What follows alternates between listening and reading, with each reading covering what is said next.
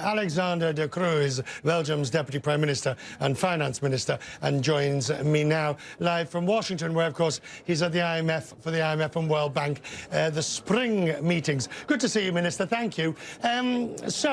There is 6 months, and Donald Tusk has urged the British not to waste time. What do you think should happen over this 6-month period?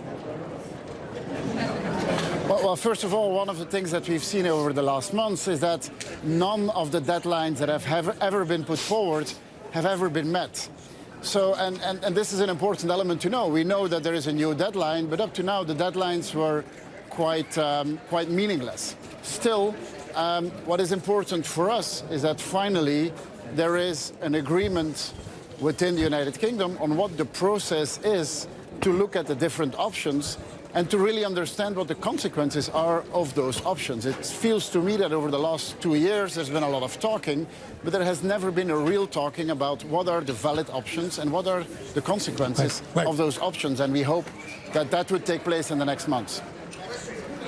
Just one more Brexit question, and then we'll move to other issues. At the end of October the 31st, do you believe that is the make or break date? I know it's a long way off, but it'll be upon us before long. And do you believe that that is the moment when the EU has to say, if you haven't done the deal, if you haven't got your house in order, leave without an agreement?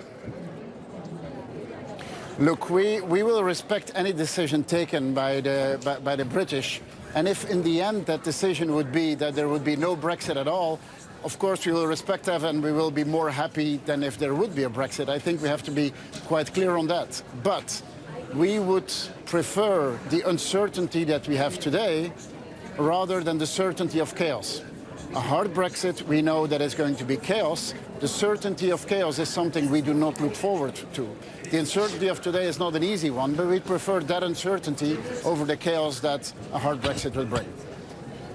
Right. So like the UK lawmakers taking a recess, let us take a recess from Brexit and talk other issues. Minister, there is great concern over the strength in the European economy.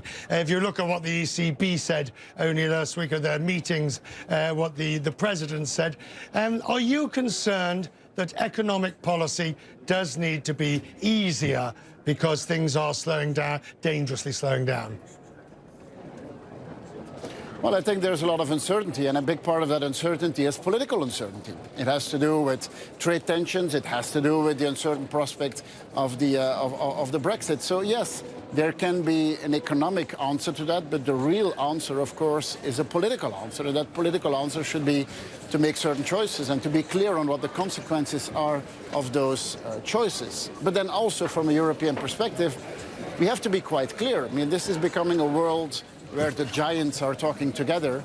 If we want, as Europeans, to be sitting together with the giants at the table, we as Europeans need to stick together.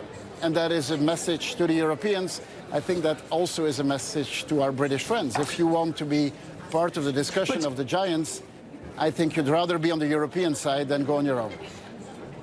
Right, but on this question of European economic growth, the IMF has warned that Europe is going to slow down. If you look at it, the evidence is everywhere of weakness and recession in some countries. How can you create further stimulus to prevent this slowdown becoming much worse? Well, I think part of the stimulus is of course something that the ECB is going to bring, and I think they've been quite clear that they will continue easing in helping the European economy. But in the end, the real things that we need to do are structural reforms.